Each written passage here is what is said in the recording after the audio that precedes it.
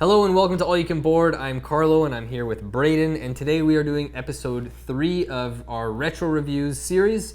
For those of you who might be new to this series, or you might have forgotten, it's been a little while since we've done one of these. The retro doesn't necessarily mean it has to be a game that we'd consider a retro game. The retro is short for retrospective. So the reason why we call it this is we are taking a look back on older games. Generally the minimum is like 5 to 7 years. I don't think we've had anything with it, newer than 7 years yet, but generally we're going to try to go 10 years or older for a lot of these games. And the retrospective part is we're looking back on, is the game now showing its age? Has it aged well, or is it a classic? So kind of similar to the way we do our Own It, Play It, or Skip It series, we kind of have those 3 categories that we're going to kind of rate the game on to see where it falls in. So we're going to be considering how it just holds up today compared to, comparable games in the industry and whatnot. So we got some pretty exciting games here. Some pretty well revered games, I would say, from the past to talk about today. Definitely. I'm excited to see what you think about one of these games. Okay. But I won't spoil it. Yeah. We haven't. Similar as when we do our Own It, Play It, Skip It, or other types of videos, we haven't discussed our kind of opinions with each other yet. But we are each going to be covering one game kind of individually, and then we're kind of co-reviewing the last game. So actively avoided actually discussing. Yes, absolutely. So why don't you kick things off with your game there? Absolutely. My game today is from Indie Boards and Cards, Don Eskridge's The Resistance Avalon, social deduction classic. Okay. Which I think is showing its age at this point. Ooh. Yeah, see, a little turnaround, huh? Okay, already. And what year was this, Braden? Tell the folks at home. This is 2012, okay. From 2012. 11 years. 11 years ago now. This was like one of the first games where I'd watched so many playthroughs online that I tried to scour the web. I was like, I want to watch more of, I want to see people, and I want to play this game. I specifically remember Shut Up and Sit Down doing playthroughs and showing each person's role, and oh, that was amazing. So. And sorry, first off, had you played the original Resistance before Avalon? No. Okay. No, I hadn't. And the original Resistance, we looked this up, came out in 2008, I think, or 9? 9, I think it was. Yeah. I think it was 9. Yeah. But yes, if you don't know, a social deduction game, building upon the Resistance, basically adding on top of the King Arthur theme, Merlin, and a bunch of other characters as well. Mordred? I think that's right. So this is interesting. Where the classic style, I say classic style, of social deduction games is you all put on a team. In this case, there's one particular character, Merlin, who knows who the evil team is. And where I think it changes up from Resistance is having that Merlin character, but at the very end, even if good wins, evil has a chance to win still by unanimously agreeing on who they think Merlin is. And if they're able to guess who the Merlin player is, then the evil team wins, because they're able to find out and I'd forgotten about kill that. Merlin. That's interesting. So you really have to be careful if you're Merlin. Yeah, you don't want to give out too much information, but you also don't want to be you don't want to hold back to it. You have a special role that helps your team. Yeah, that's right. You need to at least try to win, because otherwise you're going to lose. Big whoop. This I feel like it's showing its age, because I think how social deduction games have kind of changed, and especially evolved even very recently with Blood on the Clock Tower. Definitely taking its roots from this game. But even with newer games like Feed the Kraken or Secret Hitler or stuff like that, I would say it's showing its age just because of even the newer game, which I have yet to play and I really want to, Quest, which I think is basically an iterative version of this, which is very similar, but maybe adding, I think, a few more roles, but I could be speaking out of turn. I haven't done a ton of research into it. New art, which looks awesome. But yeah, this game, I think it feels a little bit older to me because of the way the structure is in it. Because you kind of pick your team, everyone votes on that team, and then if you get you have a success and failure card, and if you're evil, you can put a failure card in, right? It's a little bit more black and white of what your choices are. there's not really as much room for mishaps to happen and for suspicion to kind of fly amongst different people. Whereas, games like Feed the Kraken, you draw from a deck of cards and maybe your only options are bad options. And you say, well, no, I had these 2 cards, that's all I had. But you could also be lying saying that too, right? So there's a little bit more mistrust that kind of floats out there in that game. Okay. This game, still great, still really good. I would say good for especially like a beginner social deduction game, like where you're just trying to get into it, get your feet wet, and figure out if you like something like this. And then if you do, kind of building onto it from there. But not one that I think that I will probably go back to too often, I think, at this point for me. Okay. But one that I loved playing at the time and was really, really great. But I think it's starting to, it was good for the time it was.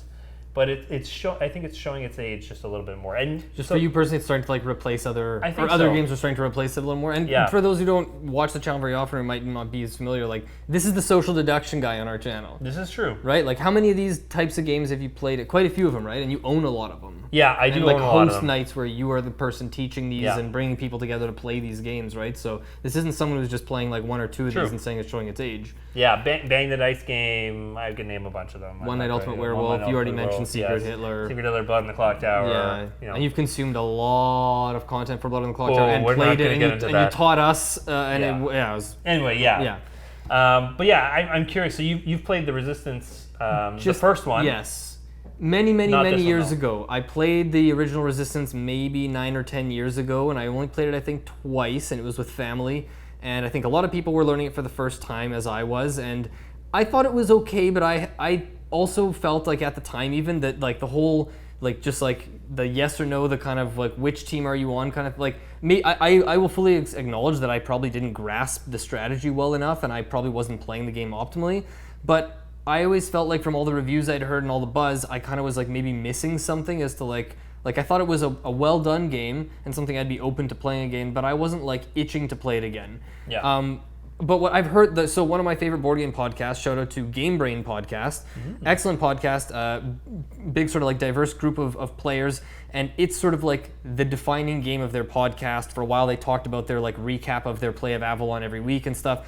And what I want to ask you is like, because their podcast, they talk so much about the evolving meta, and some of them have played this game like hundreds of times probably, and like it takes on this new level where when they bring in a new player, the new player is like, I have no idea what you guys are like winking at each other and doing signals, and people know these things. And I want to ask you, like, crazy. Did your group ever get to a point where there was a meta? And if not, like, do you think that is that maybe why it's showing its age to you? Because like it feels very divisive. A lot of people I know would agree with you on this, but I know there's people who would like defend this game to the death, saying like once the meta sort of surfaces with your group, that like that's what makes the game sing. And like have you had that happen? No, I didn't get to the point where we had a meta kind of evolve with this thing.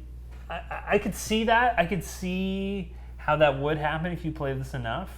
Like there's one thing that I will say about the game, like at least like the very first scenario oftentimes is almost always a success, like no matter who goes on it, because usually it's only like, depending on your player count obviously, but usually the 2 people that go on it, it's like, well, if you put in a bad card, well, you know definitively that one of these 2 people is a bad person or a bad player, because good players can't put what's the opposite of success? A failure. I was going to say a false. A bad thing, True. Let's play true or false. A failure into the result at the very end. So, yeah, it's.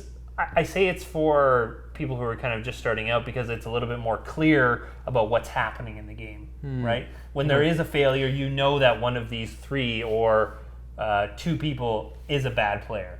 Now it's just determining which one of those people it is, along with who else, I think, too. But I could see the meta thing evolving if you played this enough and you kind of went through it and you add a few more of the rules in. Like, it is good. It is still very solid, I will say that. Like, it is certainly not going to be like, well, I didn't have fun this time playing Avalon. Right. But the impression I got was that like if you're not playing it with the same group all the time, or people who are very familiar with the game and playing it in the same group, that you're going to get a very, very different experience. And I've also heard that if you bring in one person new or even who's played it twice or 3 times with a group that's played it together like 50 plus times, that person can potentially like not ruin it, but like they might do something where everyone goes, oh well, they're clearly this person, or oh well, you didn't play that role properly, and then like you kind of let the team down. And like to me that seems like maybe a pitfall that, for sure. I don't know, do you think that more modern social deduction games are better at skirting that issue of like one person kind of ruining the game state kind of thing?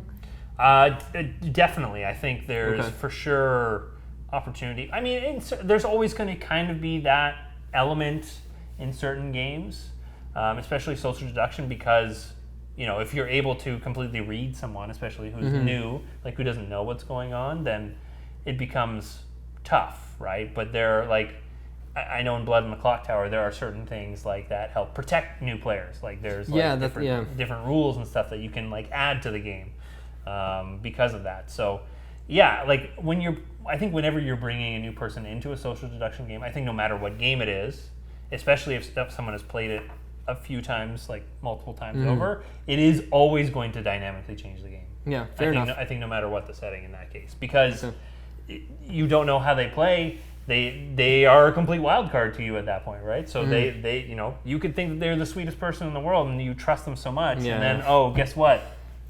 They were the bad person at the end of it, right? So, fair enough. Yeah, I think this one is definitely in my roots for sure. I don't know if I will play it again. Okay. I don't know if I will. Maybe. But you've moved on to bigger and better things. things. But that's the thing. I will bust out other games, but I don't think I'll ever get rid of it, though. Right. If you're hosting a social deduction night, there's no way you're putting this to the table ahead of like Blood on the Clock Tower, which is like the current obsession. Or One Night Ultimate Werewolf, honestly. Right. That would also be a potential option. option. When you did your top games, it was pretty high up on there, right? So would also be a potential option to bring up. And this one, like, I'd probably play this first to kind of establish just like the basis of like what it kind of looks like, and then One Night Ultimate Werewolf from there, because it's a little bit more chaotic with One Night Ultimate Werewolf. Like you can do so many more different plays, whereas this, you can do different plays, but you're a little bit more limited to what tools you have to work with, let's say. Fair enough. Yeah. Okay. I'm surprised. I really wasn't expecting you to say it's showing its age. Yeah, I guess we haven't talked specifically about this one before, but yeah. Yes. Interesting. That's the Resistance Avalon. All right. Makes sense, though. All right, the next game up is, it wouldn't be an AYCB video if there wasn't a Reiner Knizia game. No, we do Reiner Knizia, or videos with the Reiner Knizia games all the time, but we do love Reiner Knizia. Yeah. This is High Society, published originally in 1995. This is the newer edition, which I don't actually know what year the new edition came out. 2018 here by Osprey Games, so that's why you might be like, that doesn't look like it came out the same year as Catan, because this version didn't. So this is a 3 to 5 player auction bidding game. It's a filler. This like 15-20 minutes to play, maybe half an hour at most, but it's a very interesting, very simple game. There's not too many components in it. Basically, everyone gets a hand of everyone has the same hand of cards that are just different denominations of money. There's like 1, 2, 3, 4, 5, whatever, up to 6. Then they start being bigger gaps, like 8. Then you have a 10. Then I think it's like a 6, a 12, a 16, a 20, and a 25, or something like that. And you can never make change for anything in the game. If you ever win a bid, you can never you spend a card, and you win an auction, like that card is gone, kind of thing. So there's a deck. So everyone has their hand of cards. And you have this shared deck of these big cards, which are taking like the card that you're auctioning or putting up for auction every round. So as a group, you'll shuffle up this deck of cards, you'll flip the top card, and then you'll hold an auction. There are good cards, which are called luxury cards, and then there are bad cards, which are called, I'm forgetting the name now. I don't know if it's going to be on here. I can't tell you. Shoot, I can't believe I'm forgetting the name. Whatever, it'll probably come back to me. But so the auctions are going to work a little bit differently depending on whether you actually want this card or not. And the cards have different colors on them, and basically it has a kind of variable game end, because once the 4th green card is auctioned off, that is going to end the game. So that might be the last card at the bottom of the deck, or there might be 3 cards left under that. You don't really know until the 4th green card comes up, at which point that auction is going to end the game. And then the sort of hook, what makes this game interesting, is Like the cards you collect are going to be giving you points, and again, some of them just have a flat value. Like this gives you 4 points, this gives you 6 points, whatever. There's one each from 1 to 10, I think. But then there's 2 times 2 cards, which will double the value of all your points. And then there's, I think, a -5 card. There's a half card, so it halves your entire score. And then there's also a card where when you take it, you hold it in front of you, and the next time you gain a positive card, it basically cancels out that card. Or if you already had any positive cards and you gain this, you have to get rid of one of the ones you have. So it's basically taking away these cards. So when you're auctioning off a good card, you're going around the table bidding, bidding, bidding, and it can, it's not just a single bid. It can come back around to you, you can pass and be out. And when you pass, you take your money back. So you can kind of like up the bid without the risk of having to commit that money, because you can just say I pass and take the money back, and only the player that wins the bid has to spend that money. Everyone else gets the money back in their hand. So you can kind of throw your weight around a little bit with that. And like I said, when you win, it doesn't matter how much you ended up winning that auction by. The previous person might have only bid 6, you might have bid like 12 thinking you had to. Everyone else passes, well, you bid 12, sorry, you're buying it for 12. But yeah, at the end, it's whoever, when you add up your total points, whoever has the least amount of money left in their hand, whoever spent the fewest, or I guess, sorry, whoever spent the most, is automatically eliminated and out of contention from winning. Because the idea is like, well, at the turn of the century, it's time to live large, assert your status, impress your peers, and avoid scandal at every turn.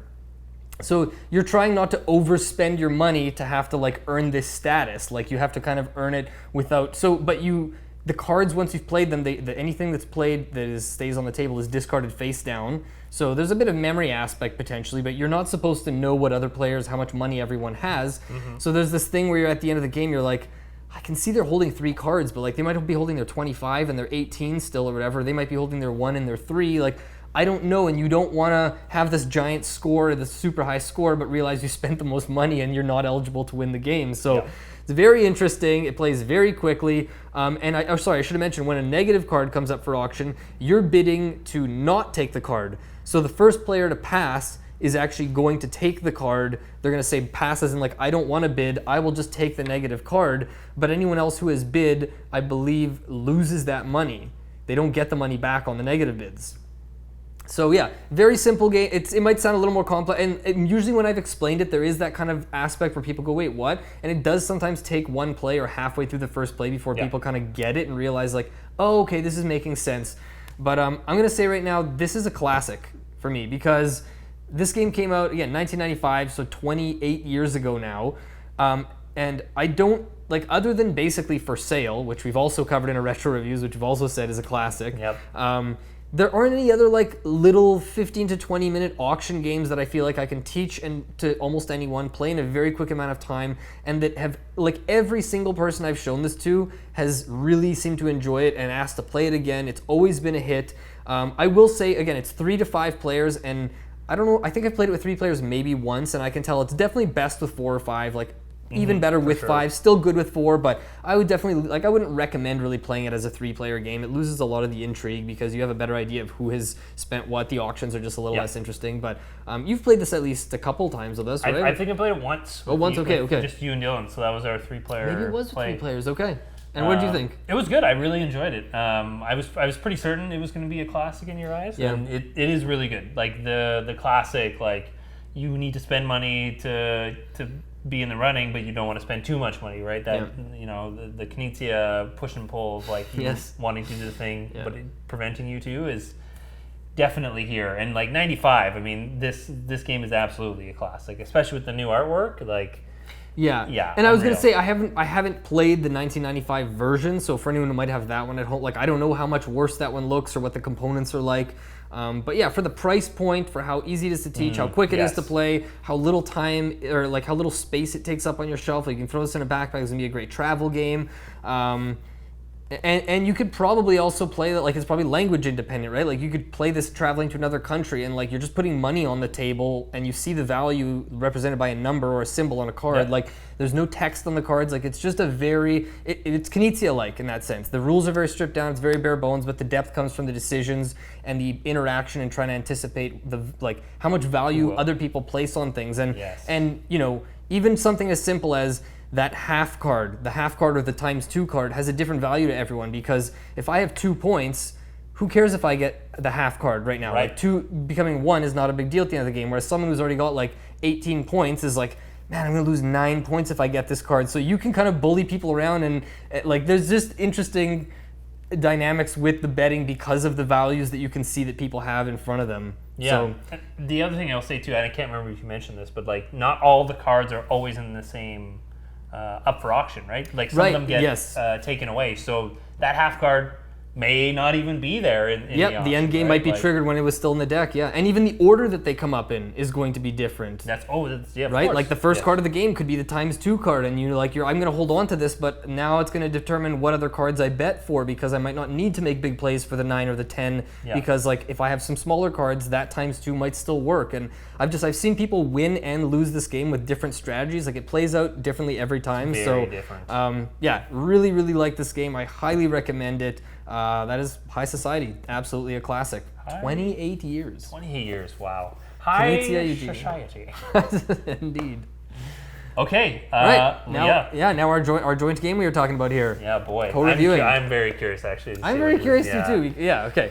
So this is Innovation. This is designed by Karl Chudik, originally released in 2010. So it was originally published by Asmadi Games, and if you've seen the old box or you've played this on Board Game Arena, which I highly recommend you check it out on there, the implementation is great, you'll notice the old edition looks a lot more bare bones, a lot more it does look a little more bland and stuff like that. This is the newer edition from Yellow, which came out a few years later or whatnot, but basically it is a civilization-themed tableau building game where there are 5 different colors of cards, and you can only ever have a maximum of 5 active cards in your tableau. So there's 10 ages or 10 eras in the game.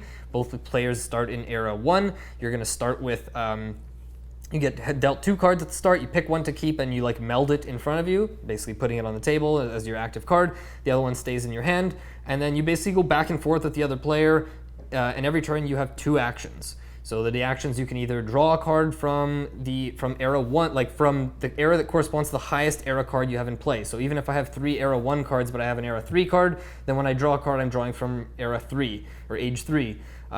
You can play a card from your hand, like just put one into play. You can activate a card is another option. And again, you can do the same action twice, you can do different actions. You can also claim an achievement. So one of the ways you can win, there's a couple different ways you can win in this game, one being the first player to gain 6 achievements. So, and it goes in like multiples of 5. You can be scoring cards under your little player board, and let's say when you have 5 points, you can achieve the level 1 era, or once you hit the 10-point threshold, you can achieve for era 2. But you have to have, let's say if you want to achieve the era 2 achievement, with those 10 points, you have to have a level 2 card in play. You can't still be in era 1 just getting points from era 1 and then claim that level 2 card. So sometimes you know that you have the points, but you have to spend an action just putting a card into play before you can then use your second action to claim that achievement. And when you claim an achievement, you're not advancing your board state at all, right? You're just saying, I'm reserving this basically. So it gives the other player a chance to sort of catch up. The last thing I'll say really quick is I can't really get into all the rules here, and some of them will kind of come up. Yeah, there's a lot to consider.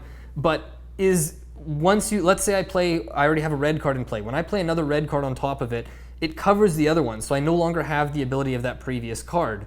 So as you play cards, you're kind of adapting and saying like, okay, this card was good for me for a while, but now it's not really working for me anymore because there's these icons that are on the cards, and you trigger these dogmas, and there's dogmas that you can trigger that apply to all players who have the same amount of that icon or more than you.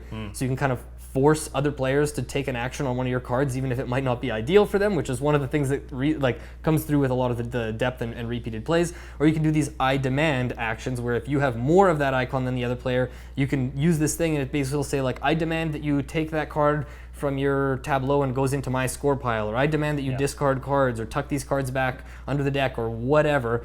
And you cover these cards up, but there's ways to splay the cards either left, right, or up to reveal more icons to have potentially a bigger advantage, so that you know now any of that player's cards that they have with those icons, they can't use them necessarily because you might have more than them. So what do you think of this? And what else? Have I missed any key rules? There's little different ways to win. You get through the age 10 deck, and whoever's points and what there's other things, but I think the only thing is like each the cards are worth the age they're from.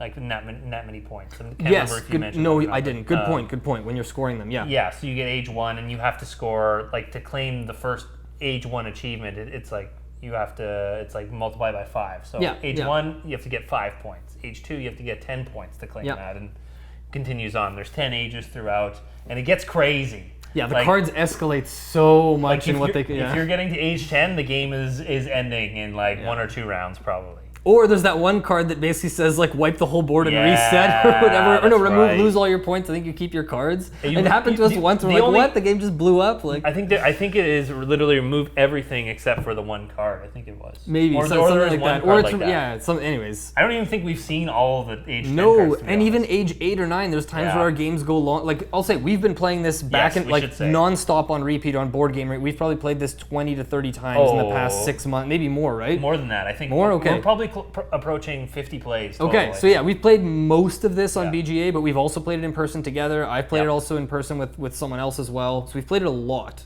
Only 2-player though. Yes, only 2-player. Because this does play 2 to 4. 2 to 4, yeah.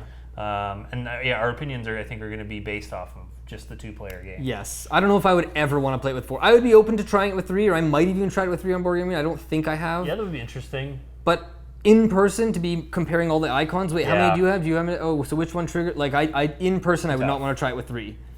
And I would imagine it's best with 2 either way. But yeah, this is interesting. Yeah, tell me more what you think about this. Yeah, for me, I was kind of surprised by innovation. I was like, okay, like it definitely seems very bland. But I do prefer the other version, I will say. Yes. The other looking version, the art and stuff like that. Just easier to read. For sure. And clarity. And it certainly let's say the curb appeal or the table presence, very low. Very low in this game. Just giant blocks of text. Yeah, with symbols that are like just colors. There's no art. There's no nothing. So if you're it's not even a gradient in the cards. It's just like one solid yellow color with a block of text and a couple of like kind of bland looking black and white icons. Maybe in a checkered pattern. That's about as much as you're getting. Yeah. Depending on the edition. That's right. Yeah, exactly. So it doesn't get any points there. But I think what's great about it is after repeat plays, really learning the game more and more and seeing like you said, okay, is this the time to claim an achievement, or do I have time to advance my board state waiting for my opponent to maybe try and clamber and like get up to maybe achieving that first age achievement, and it comes back to my turn, then I snatch it away then? Or do I claim it now and then sacrifice my later game, and am I going to be able to make that time up to try and improve my board state? It's a fine balance I found, which has been, I think, very interesting for me to like see and learn that evolution a little bit, like chess a little bit, and like learning how each like particular because there's I think 5 different icons or more. I think there's more than 6. that. No, 6 or I think there's 6. Yeah. But certain ones apply to only certain ages. Exactly. Right? Yes, certain ages and certain like types of abilities, right? Like where like the light bulbs are like mostly about like improving and like advancing your technology into different drawing ages cards, tucking cards, a lot of that manipulation type stuff. Yeah. Yeah, for the most part. It's like the red one. The castles are more like attack type stuff. That's right. Yeah, and like building up like the medieval ages or whatever. Like you have like I think it's like monolithism or something. There's one card that it's like monotheism. Could be like that, but it's basically like you want to try and have as many of those castles that you want, and allows you either to draw a card or something like that. I can't remember what it's called now. I can't remember off the top of my head. I don't think it's monotheism. I'm pretty sure I have it in the current game that we played though. Okay, I had it out there. Yeah. Or I think it's a demand card. It's like it takes it away from the other person's board if they have any castles, and you're able to place it either into your score pile or your play area. Anyway, but yeah, I'm still a little bit undecided, to be honest, like where I land with this. I feel like I'm probably on the edge right now of saying it's a classic because we've played it so many times. It's evolved throughout the entire times we've played it. Playing it with the same person over and over again, I don't think we really developed a meta. We just kind of learned how the game was kind of played a little bit more. But even and there's a lot of expansions, but even just the base game, it feels like we could play this another 50, 100 times and we wouldn't even need to consider expansions, right? No, definitely not. There's so much to see here. Yeah. Do you find still, like, I find there's still cards we're getting in games sometimes where I'm like, maybe 20 games into it, where like finally I'm able to make use of this card. Like I've drawn this before and I always discard it or end up tucking it or doing something else with it because I didn't see the value, and then suddenly it's either like based on a certain board state or based on another card I haven't played that synergizes with it, or a card that I have in my hand that I realize I can play later. It's like you start to see the potential in these cards, and it's not just like the higher the age you go, the better, right? Like the lower ages have cards that sometimes late game, an age 1 or age 2 card can swing the game back in your favor.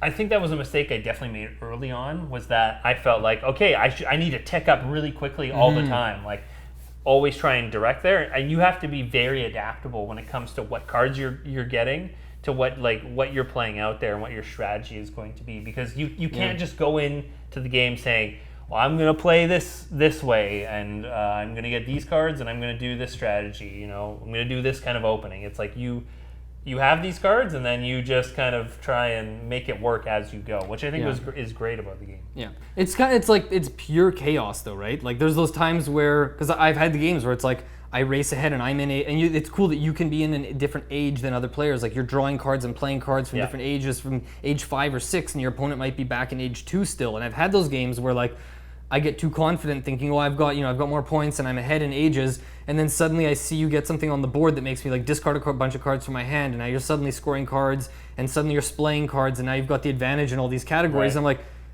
I can't do anything anymore. Like it's all crumbling. Like it's slipping through my fingers, and then you come back and win the game. And I love the comeback potential in this game, right? Like the swings of who's in control. It's just like it's all over the place. But you have to pay very close attention to what your opponent is up to, right? Definitely, yeah. And I think, even the cards feel very thematic in some cases too. Like it does feel like you are building either a society or something like that, and improving as you go. There's a card, I think it's age 6. It's yellow. It's canning, right? Where you score. You take certain cards off your board and then store them and put them in your score pile. Yes. But it's like you're like packing them up and then putting them away and hoarding them away for yes, you can open them up and maybe put them back onto your if you have another card that lets you do that. But like that's so cool. Like there are little touches like that. Like that's a great point. I'm glad you brought canning is a great example. Canning is a great one. And not only that, they're thematic too for the age. Like early on, you have like clothing and like paper and again like monotheism and all these things. And then like again you've got canning. You've suddenly in age 7 you have like refrigeration. Yes. Right, and then like age 10 you have the internet. Yeah. And you're like, wait, what? And like these crazy new symbols come up in like age 8 and like suddenly break the game. And like there's like robotics, I think, is a card, and like all these things. So it's surprising how for a game where you're just like putting these cards down that just have a block of text, like it feels like the civilization theme does not feel tacked on in the slightest, right? Like it really is impressive how well the game works. Yeah, and I think like it's very exciting to get to those late stage cards too, because like and I know Board Game Barrage has talked about innovation at length before too. Kellen's number 1. Like talking about how much the game changes, especially getting into that late game. Like it is massive. It is earth-shattering in some cases. It really is. And like you just, like you said, decimate the board if you get that down. Right. Like it's so cool that exists, and like you can get huge swings. So you have to think about that and think about where your opponent is in ages, and okay, there may be these cards coming up, and again, they remove one card from each age. So not necessarily all of the cards are going to be in play too. So you're always going to be seeing a different style. Again, you can't just go in with the same mindset. You have to adapt, which is literally what like evolving is about. It's about adapting, right? Yes. Like that's so cool. It is. And I want to say something else is about the icons that we talked about is like for example, there's icons that come up only from ages 1 to 3. So let's say I start getting my whole board. There's cards that say like if every card on your board is at least age 6, you can like do this thing or gain this achievement. And we didn't even talk about the special achievements that are off the side, where it's like if you meet these, there's 5 ones where it's like if you tuck or score 6 cards in your turn, you just automatically gain this achievement. You don't have to spend actions taking those, and those can count towards the 6 that you need to win the game, right? But so let's say I'm racing ahead and all my cards are age 6 or 7, and you've still got age 1 cards. You might have those castle icons, and now I've covered up all my cards with castle icons. So now if you have abilities from age 1, I can't defend them anymore. It's like I can't defend against your like medieval like your weapons, your barrage type things, and it's like I love that aspect of like I've raced ahead and I've gone too far into the future and neglected like to defend against these weapons that are still effective because I don't have the things to deal with them. Like it's too science focused, not weapons enough or something like that. Right? Yes, yes. And what about when someone gets the lead and I'm like, okay, I'm drawing all these cards because I have this card in play that says that you can tuck a bunch of cards or score all these cards. So I draw this giant hand of cards. And then going back to the thing I mentioned earlier where you can play a dogma that forces other people to do things. You play, was it Alchemy? There's Alchemy and there's one more where you've played it where it's like draw 3 cards from the deck. I think is one of them. Yeah. And it's like draw a certain number of cards from the deck and if any are the same color, you have to discard everything from your hand. And I've had games where I'm hoarding like 15 cards in my hand waiting to have this huge turn and then Braden plays this and I draw 2 red cards and now I have to put all of my cards back in their respective piles. It's like I just wasted 8 turns drawing cards. All my progress is undone because of and that aspect of forcing your opponent to use those dogmas, and you get a bonus card draw when someone uses your abilities. So like, there's so much to consider. Yeah, so I'm curious what you think. It's a classic for me. Okay, and I think for anyone who's watched the channel regularly would remember that this the last 2 years we've done our top 50 games of all time. It was in my top 20, sort of just inside the top 20 both years. But I feel like this is one that's going to continue to climb because it shares a similar thing with a couple of my favorite games ever, which are Agricola and Race for the Galaxy, where those games weren't like my favorite games the first couple times I played them. Those are the games where you play them and you feel like you're all like swimming in this giant ocean and you feel like you're kind of drowning. You don't really you might understand the rules, but you don't really understand strategically what you're doing. And if you played those games against a good player, you would get absolutely destroyed. And I'm glad that I stuck with this game as long as I did because it could have been something that like I didn't quite click and then I never went back to, but instead it's something that I just want to keep playing over and over. Like every time a game ends, one of us just says rematch again. It's like absolutely just nonstop rematch because like I want to keep exploring and I know there's so much to see still. Yeah, I think there's something to be said about playing at least games like especially when you're not maybe particularly interested in them. Like innovation, like you said, like I was like that was fine. Like I don't know. Then we played it a few more times. So like okay, this is kind of interesting. Like. And then we started playing more and more, and like even still, like I feel like I'm still not very good at the game, and I'm pretty sure our rating, I think last time I checked at least, our ratings on BGA were like even. It was like 150 and 150, like it is like dead split, and it's just like I can't get over like how much like if I was to play myself, my past self. Now, right? You like 20 or 30 games ago, you'd wipe the floor with that old Braden. But now, like I even now, I still think there are things that I'm missing when it comes to innovation. But there's still that much more to learn, which I think is awesome. So, would you? I'm curious. Is this something that you would want to play with a new player or someone who has only played it once or twice, or like would you ever introduce this game to someone, whether on Board Game Arena or the physical version, or would you find it too like? Because you don't want to play a game and have to hold back completely, and it's kind of hard to like try different strategies because you're sometimes you're at the mercy of what you draw and stuff. Yeah. Like, that's a good question. Because we've played it like 95% of our plays combined have been against each other specifically, so we've like learned the game together, right? Yeah, I think it would be tough. It'd be like. I think it'd be similar to like bringing someone new in to either Agricola or even chess. Mm-hmm. Yeah, that's a great example. Like you would really like. Yeah, you could try something new, but like you could absolutely destroy them. I think. Yeah. And I don't know if I would. Like only if I had prospects of playing with them long term. Like if we can play this over and over and over and over, like similar to how we did, then sure, absolutely. But if someone's like, I just want to try it once or twice, you'd be like, then it's not the game for you, right? At this point, I don't think so. Like, fair enough. I don't think it would be the same. How do you feel about that? Like, yeah, it's hard. Like, I think if someone showed a genuine interest, like, if, for example, because I showed this to Dylan once or twice on Board Game Arena, like years ago, I think, and he thought I think he was intrigued, but he never really committed to getting into it more. And I think if he was like, okay, the way you guys talk about it, I really want to give it a shot, absolutely. If he just said, like, I'd like to play it one more time to refresh my memory, I would almost ask him, like, I would warn him, like, you're not going to get the ideal experience after 1 or 2 games. Are you interested in, like, if it doesn't click, or you're having to reread the same cards over and over because you forget the abilities because there's so much text on them, like, are you going to want to put in the effort to get over the hump? And if he's like, no, probably not, then I would probably say, like, we're probably better off, we're probably both going to enjoy playing something else instead, is kind of how I would feel. Yeah, this is a game I think you need to dig into for sure, an experience, right? Like it's kind of like the TV show where it's like, yeah, the first like 4 episodes, like it was good. It kind of said like it was fine, but then it starts to get, it's like, whoa, episode 7.